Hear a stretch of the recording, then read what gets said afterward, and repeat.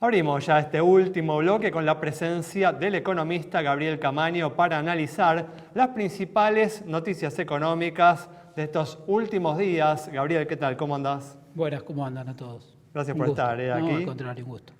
Y bueno, tras el anuncio, en verdad tras el respiro, la caída que mostró el dólar libre la semana pasada, luego del anuncio del canje de deuda en organismos públicos, las cotizaciones de la moneda americana retomaron en los últimos días la senda alcista con el dólar blue alcanzando ayer un nuevo récord histórico cerca de los 400 pesos, hoy aflojó un poco. Gabriel, ¿cuál es tu interpretación de los movimientos que mostró el dólar libre en esta última semana? Primero una caída pronunciada tras el anuncio del canje de deuda y luego una recuperación, un rebote en estos últimos días. A ver, sí, viene reaccionando a las noticias. Al principio la medida se podía interpretar en una parte como capacidad de intervención indirecta, digamos, si bien es cierto que viene ya habiendo ventas de dólares contra MEP intentando controlar a los tipos de cambio paralelos, eso generó una señal de que el gobierno recuperaba o mejoraba una herramienta de intervención en algún punto y puede haber generado expectativas a la baja. Lo cierto es que los paralelos están en niveles que nunca la brecha el 80% de brecha no la perforamos hace muchísimos meses. Sí. Es una brecha muy alta, la tenemos normalizada. Digamos, ya estamos en niveles muy altos de brecha. Yo siempre dejo de hablar de valor de tipo de cambio paralelo porque es una variable nominal al fin y al cabo. La variable real ahí relevante es la brecha. La brecha ya es muy alta, digamos. Es cierto, hemos tenido niveles de brecha más altos, hemos estado en 130 y pico, digamos, pero fueron casos puntuales. Yo creo que la brecha ya es muy alta, es probable que en los próximos meses vuelva a crecer la brecha y el mercado paralelo está adormecido con dos variables. Por ahora el gobierno intenta controlarlo, que son la tasa en pesos y estas intervenciones. Estamos viendo a fin de cada jornada fuerte venta de bonos contra pesos, tanto globales como bonares, para bajar las cotizaciones al cierre, ¿no? Por lo que acabas de decir, ¿crees que el gobierno va a tener dificultades en los próximos meses para contener la brecha?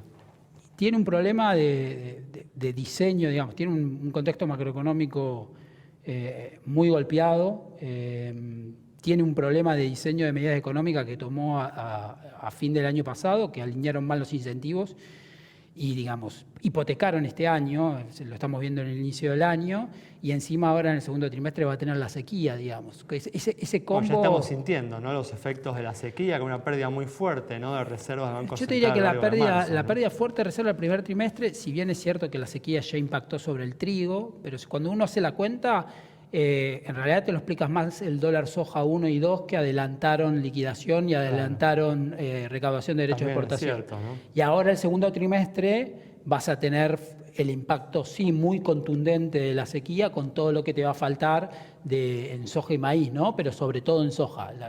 Por el lado de las divisas, lo más fuerte lo vas a tener obviamente en soja. Y cuando hablamos, ¿no?, de una dificultad para contener la brecha, hablamos, ¿no?, de un dólar libre que podría superar la inflación en los próximos meses. Y la apuesta es que en algún momento se va a despertar, digamos. Hay una porción de los que están colocados en pesos, no todos, porque hay algunos que no tienen opción, están presos del cepo, pero hay una porción de las colocaciones en pesos que están haciendo tasa y la expectativa es que eso en algún momento va a buscar refugio. De hecho, el gobierno cuando habla de la operación en cuestión, digamos, habla de incrementar la oferta de bonares, que es un mecanismo de dolarización, claramente, esa es la forma de hacer MEP o CCL. Con lo cual, el gobierno también tiene eso en venta y el central cada vez que sube la tasa, que estuvo varios meses sin subirla y ahora volvió a subir, está mirando mucho más eso que la inflación, digamos. La tasa sola con este nivel de inflación, la verdad que ya no tiene mucho sentido.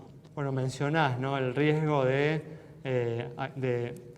colocadores de inversores, ¿no?, que pasen sus inversiones en pesos al dólar. El gobierno intenta, ¿no?, minimizar este riesgo, reducir este riesgo, por ejemplo, con el canje de deuda que lanzó, ¿no?, a principios de marzo para posponer, ¿no?, los vencimientos de esa deuda en pesos. ¿Crees que no fue exitoso ese canje? Los números del canje estuvieron por debajo de lo esperado, incluso que lo el propio gobierno esperaba. O sea, el gobierno tiene una demanda cautiva, entre comillas, que son los bancos, los fondos de común de inversión, las aseguradoras, los bancos sobre todo con lo que es la integración de encajes. Y ha venido recurriendo esa demanda cautiva en forma creciente desde mayo de 2021 más o menos, y esa demanda muestra cierto nivel de saturación. La prueba son los plazos cada vez más cortos a los que se coloca, la tasa en constante aumento, el canje que ya no dio el resultado esperado, Pues las reuniones con los bancos. El canje no redujo lo suficiente el riesgo que existe, ¿no? De presión al momento de los vencimientos de esos pesos en el mercado libre. Y era un canje que estaba endulzado especialmente para los bancos porque, por ejemplo, le habían permitido integrar encajes con los bonos canjeados, digamos, con los bonos los duales que resultaban de ese canje. Con lo cual yo creo que ahí el gobierno ve que ha saturado a ese sector de deuda en pesos, que ese sector probablemente esté buscando alguna forma de reducir exposición a deuda en pesos antes de las elecciones y este mecanismo de licitación de bonares, que ahora está en un limbo, digamos, si bien el DNU ya está dictado, es una forma también puede ser una forma también de satisfacer eso. Hay una amenaza entonces por el lado de la deuda en pesos. En los últimos días también se ha dado, ¿no?, la noticia, que es una noticia simbólica, de que la deuda, ¿no?, del Banco Central en el ELIX, en pases, superó, ¿no?, los 12 billones de pesos. ¿Ves también un riesgo por ese lado?